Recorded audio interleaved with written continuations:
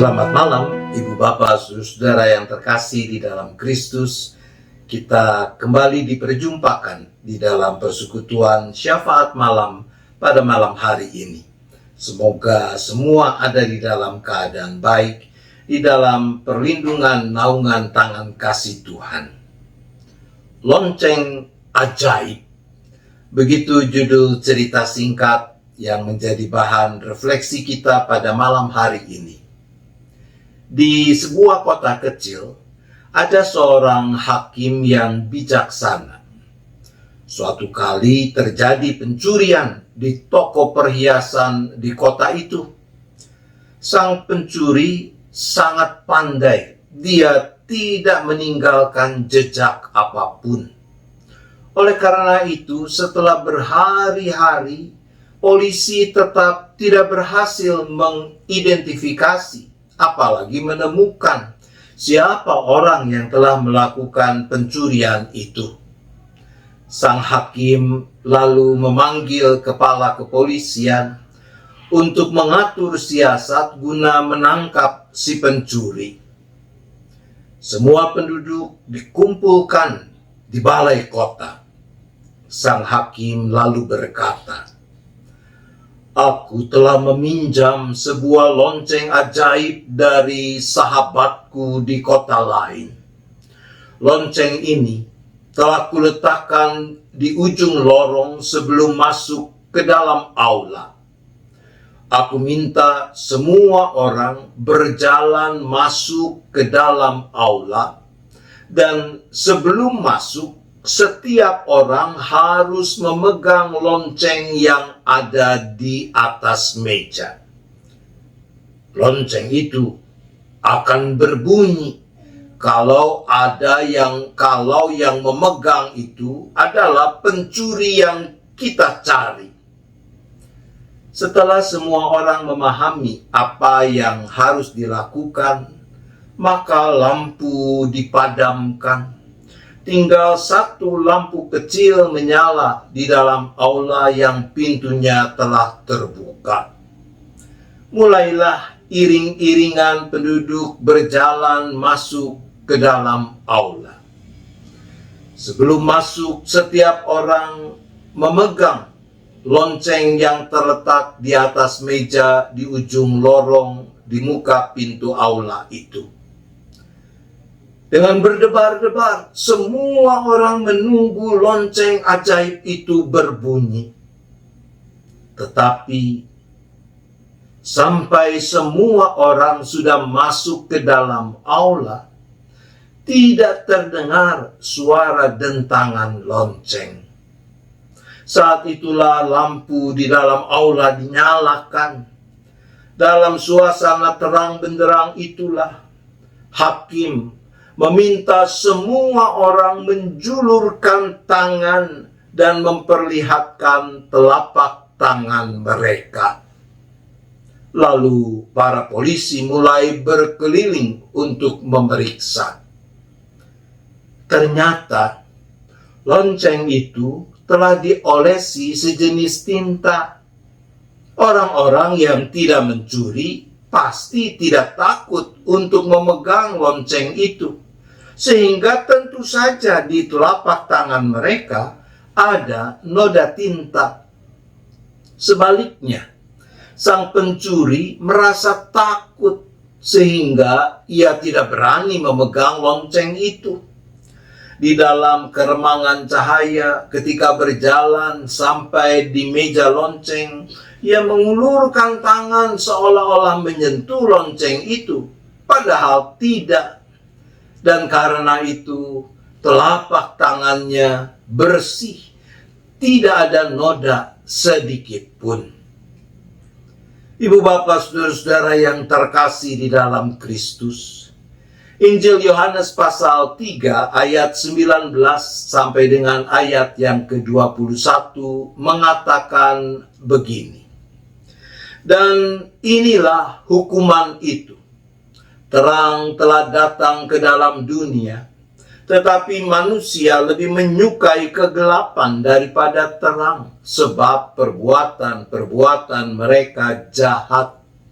Sebab barang siapa berbuat jahat, membenci terang dan tidak datang kepada terang itu, supaya perbuatan-perbuatan yang jahat itu tidak nampak. Tetapi barang siapa melakukan yang benar, ia datang kepada terang, supaya menjadi nyata bahwa perbuatan-perbuatannya dilakukan dalam Allah. Saudara-saudara, ketika kita hidup di dalam dan seturut kebenaran Allah, maka kita tidak khawatir dengan apa yang orang akan dengar keluar dari mulut kita, apa yang mereka baca dari tulisan kita, ataupun lihat dari perbuatan kita, karena kita tahu bahwa kita bisa mempertanggungjawabkan semua itu di hadapan Allah dan di hadapan manusia. Beranikah kita datang kepada terang supaya menjadi nyata bahwa perbuatan-perbuatan kita dilakukan dalam Allah? Tuhan menolong kita. Amin.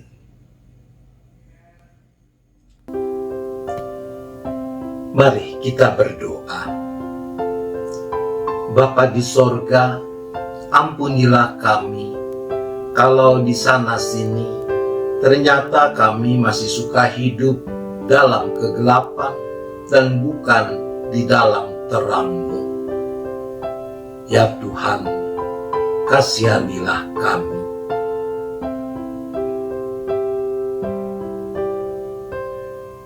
Berikanlah kami kekuatan untuk makin mampu menjalani hidup di dalam Kristus Sang Terang hidup sejati, hidup di dalam dan seturut kebenaran Allah, sehingga terang kemuliaan Allah terpancar melalui hidup kami dan mendorong orang-orang di sekitar kami untuk turut memuliakan Allah.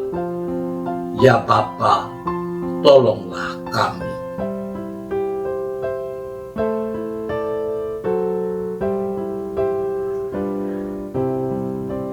Saat ini kami kembali berdoa bagi para anggota, simpatisan, beserta keluarga masing-masing yang sedang mengalami berbagai pergumulan,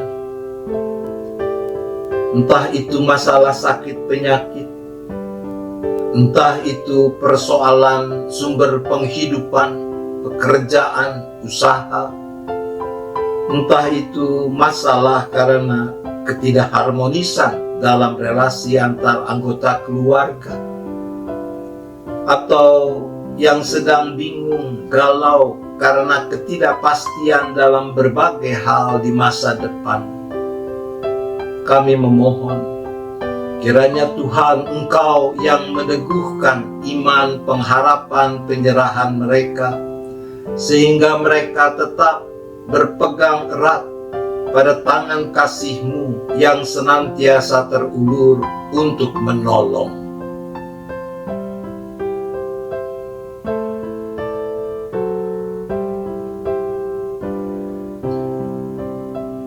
Kami bersyukur ya Bapa untuk berbagai pelayanan yang boleh dilakukan oleh gereja yang menghadirkan terang kasih Allah bagi dunia sekitar, seperti juga yang dilakukan oleh klinik Gria Kasih Indah. Kami berdoa bagi para pengurus, para dokter, perawat, staf, karyawan, agar mereka boleh bersehati dengan penuh sukacita mengemban tugas panggilan di dalam bidang pelayanan di bidang kesehatan ini, sehingga keberadaan klinik Gria Kasih Indah boleh makin menjadi berkat bagi banyak orang dan bagi kemuliaan Tuhan.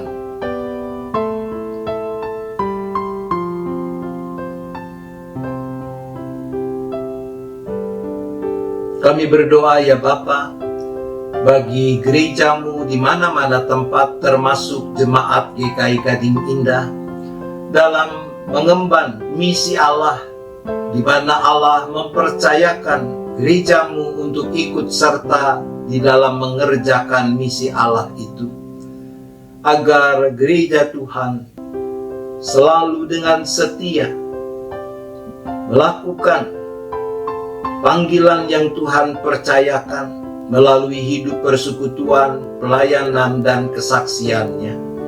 Secara khusus untuk Jemaat GKI Gading Indah, kami berdoa bagi rangkaian kegiatan dalam bulan pelayanan di dalam bulan Juli ini.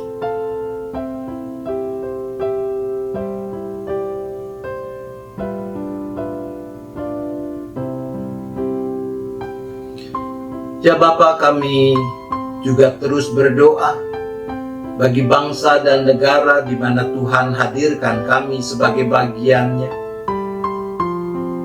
Tuhan, kiranya Engkau yang terus menambahkan hikmat, keberanian kepada para pemimpin di negara kami ini, khususnya Bapak Presiden, Wakil Presiden, para menteri, untuk merancang, melaksanakan apa yang baik dan benar di mata Tuhan, yang juga mendatangkan kebaikan bagi segenap bangsa, bukan cuma bagi kelompok atau golongan tertentu. Dan biarlah para pemimpin di bidang-bidang lain dalam kehidupan negara ini juga boleh bekerja sama bahu-membahu untuk membangun kehidupan yang makin menghadirkan kebenaran, keadilan, kedamaian, dan kesejahteraan.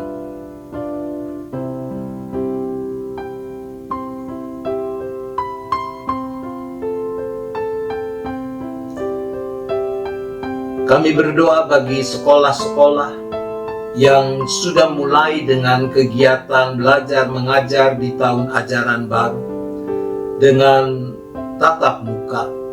Tuhan, kiranya Engkau yang melindungi, Engkau yang menjauhkan segala mara bahaya, khususnya ancaman dari pandemi yang belum usai ini.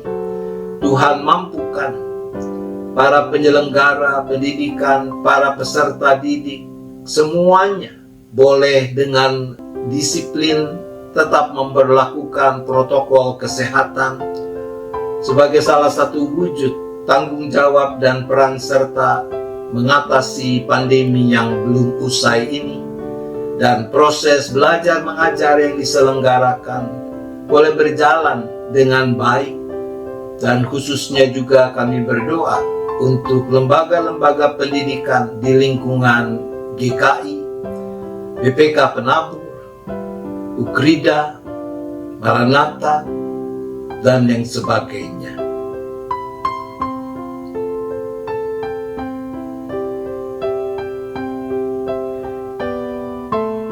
Kami akan beristirahat ya Bapa, maka kami kembali menyerahkan seluruh keberadaan kami ke dalam tangan pengasihan pemeliharaan Tuhan.